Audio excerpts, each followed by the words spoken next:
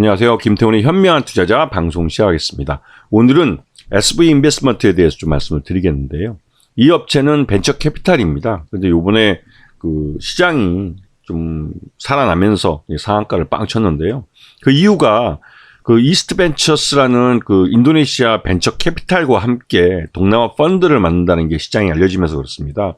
최소 1억 달러 이상을 목표로 하고 있고 최대 2억 달러 정도까지 증액이 가능한 펀드를 만드는데요. 주로 동남아 지역에 투자를 하는 펀드가 될 거라고 합니다. 그래서 이거에 대해서 1억 달러짜리를 우선은 만들고 여기서 모집된 자금들이 많으면 2억 달러까지 확장을 하겠다는 계획을 갖고 있고, 이런 것들이 시장에 알려지면서 SV 인베스트먼트의 매수세가 몰린 모습입니다. 여기다가 이 SV 인베스트먼트는 국내뿐만 아니라 해외에서도 투자를 잘하는 알짜배기 그 투자 실력을 갖고 있는 회사로 알려져 있는데요. 이게 이제 빅히트 같은 그 방탄소년단이 소속돼 있는 회사에 투자도 했고 하면서 여기에서만 27배의 엄청난 수익을 벌어들였고요. 그리고 뭐 바이오 업체나 뭐 IT 같은 데에서도 투자를 잘하는 회사로 많이 알려져 있습니다. 그리고 이 SV 인베스트먼트는 꾸준히 펀드를 결성해 왔고, 그 펀드 규모가 이제는 누적으로 해서 한 1조 원이 될 정도로 이 펀드를 만드는 걸 잘하는 회사로 좀 알려져 있죠. 그래서 SV 인베스트먼트 2020년 기준으로 1조 원이 넘는 결성 총액을 기록하고 있고요. 그만큼 많은 펀드를 운영을 하면서, 이 투자조합을 운영하면서 말 그대로 수익도 잘 내고 그에 따라서 실적도 꾸준히 내고 있는 업체로 알려져 있습니다. 최근 들어서는 인공지능 그 AI 테마 바람을 타면서 여기에 관련된 그 스타트업인 리벨리온에 투자했다는 게 부각이 됐는데요. 이 리벨리온이라는 회사는 삼성전자와 함께 차세대 인공지능 AI 반도체 칩을 개발하기로 한 회사라, 이런 부분에 대해서 리벨리온의 그 향후 투자 수익이 또 급증할 수 있다라는 기대감이 큰 상태죠. 왜냐면 이 리벨리온에 대해서 초기 투자를 그 시리즈 A 그 투자를 했기 때문에 그 이후에 시리즈 B 투자에서도 추가 투자를 할 가능성이 큰, 그렇기 때문에 SV 인베스트먼트는 말 그대로 이 리벨리온 투자를 통해서도 또 꽤 상당한 투자 수익을 가져갈 것으로 기대가 되고 있습니다. 올 그 1분기 실적, 이 회사는 이제 그 3월 결산법이기 때문에 4월부터 6월까지가 1분기가 됩니다. 근데 여기 투자조합 수익이나 보면 수익은 꾸준히 발생하고 있습니다.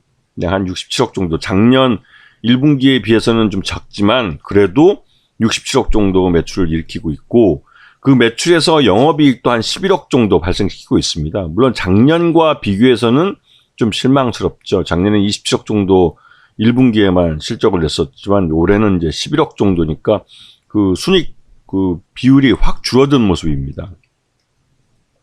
그리고 이 회사는 최대 주주가 27.27% 정도를 갖고 있기 때문에 그래도 좀 안정적인 경영권이라는 30%보다는 조금 모자란 모습입니다. 그래서 향후에 실적이 좋아지면 자사주 매수와 소각을 할 가능성이 있는 업체이기도 하죠.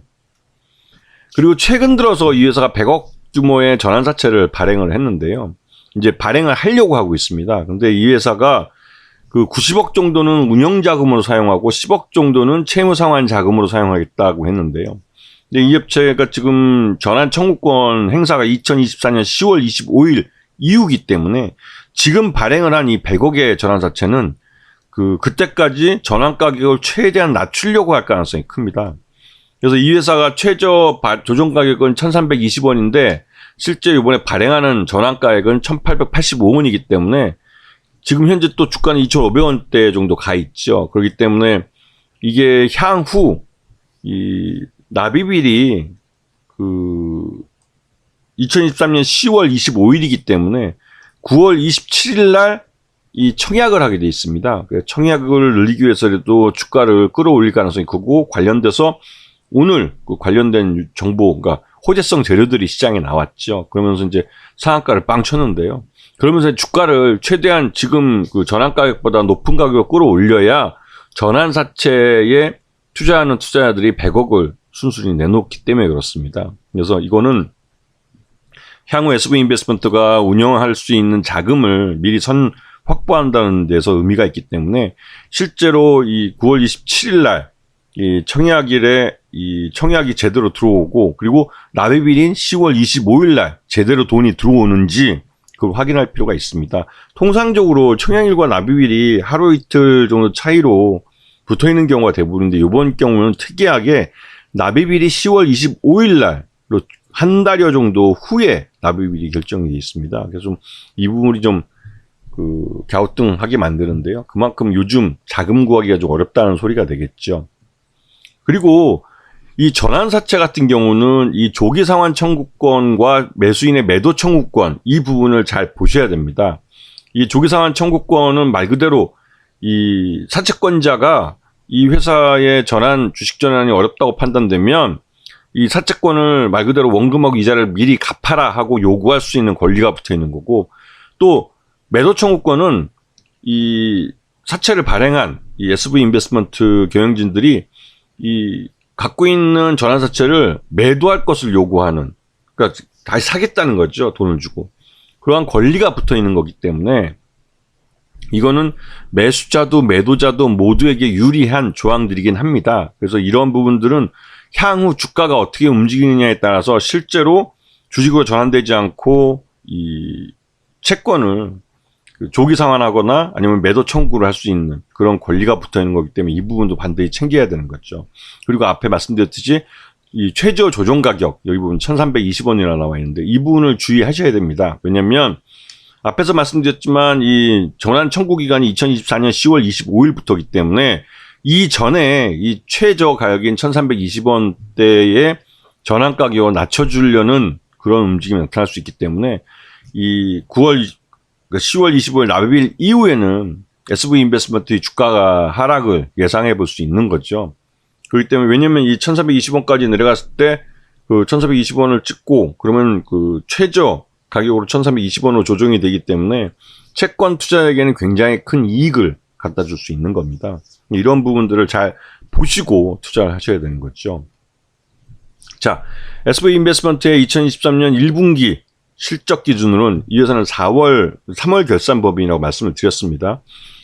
1분기 실적 기준으로 봤을 때 적정구 주가는 2,500원 정도로 평가됩니다. 그래서 이번에 고재성 재료가 나오면서 아주 쉽게 상한가까지 주가가 급등을 했는데요. 이게 이제 그동안 오랫동안 상장 이후로 줄기차게 계속 주가가 하락한 측면이 있고 하기 때문에 대기성 매수세가 항상 있었기 때문에 가능했던 거고, 이게 이제 전환사채 100억을 이 시장에서 조달을 하기 때문에 관련된 이 전환사채 투자자에게 이 청약을 할 수 있고 납입일에 납입을 정상적으로 할 수 있게 해주기 위한 주가 급등이라고 볼 수가 있는 거죠. 그래서 그 납입일까지는 SV 인베스트먼트에 대한 호재성 재료들이 많이 나올 가능성이 큽니다. 하지만 납입일 이후에는 전환 가격을 조정하기 위한 그 악재가 나올 가능성이 있기 때문에 그런 부분들을 염두에 두시고 전환사채를 발행하는 회사들은 그 접근하시는데 주의할 필요가 있습니다. 이 SV 인베스트먼트 같은 창투사들은 펀드를 얼마나 잘 만드느냐와 그 만들어진 펀드를 어떻게 잘 운영하느냐가 기업 가치를 결정합니다. 그래서 이 회사가 동남아 펀드를 만든다는 게 그거는 펀드를 만드는 거고요. 그리고 그 동남아 펀드에서 만들어진 돈, 그 한 1억 달러 정도 되는 돈을 어떻게 잘 운영할 것인지, 이게 뭐 말 그대로 좀 전에 말씀드린 삼성전자와 같이 이 인공지능 AI 반도체 칩을 만든다는 그 업체에 투자한 것처럼 이 회사의 그러한 어떻게 잘 운영하는가에 대한 좋은 사례가 될 수 있겠죠. 그래서 SV 인베스트먼트는 주가가 상장 이후에 계속 줄기차게 하락했지만 하락한 것만큼 이 기업에 대한 이 가치랄까요? 그런 부분이, 그러니까 투자자의 입장에서는 수익을 낼 수 있는 그 구간이 점점 늘어났다고 볼 수가 있죠. 물론 창수사들은 금리 인상기에는 좀 쥐약입니다. 왜냐하면 자금 조달하는데 자금이 많이 들어가기 때문에 자금 펀드를 만드는 게 다른 그 저금리 시기보다는 굉장히 적어집니다. 줄어들고 펀드 규모도 작아지고. 그렇기 때문에 이 저금리 시장에서는 창수사들이 실적이 좋아지고 또 펀드도 많이 만들기 때문에 그 운용이나 이런 부분도 굉장히 좀 많아지고 좋아지지만 금리가 오를 때는 오히려 이런 자금을 모집하는 게 어렵기 때문에 펀드 규모도 작아지고 투자 조합 수도 줄어들고 PEF 같은 것도 적게 결성되고 그래서 이제 실적도 나빠지는 경우가 많다는 부분을 분명히 알고 계셔야 되는 거죠. 제가 이제 이런 창수사에 투자하실 때 고려해야 될 점과 또 전환사채를 발행할 때 꼭 챙겨봐야 할 것들을 설명을 좀 드렸습니다. 이런 부분들을 잘 보시고 나면 향후에 다른 종목도 전환사채 발행할 때 주의해서 보시면 비슷한 패턴으로 움직인다는 걸 아실 수 있을 겁니다. 아시겠죠? 자, 오늘 방송 여기서 마치겠습니다. 감사합니다.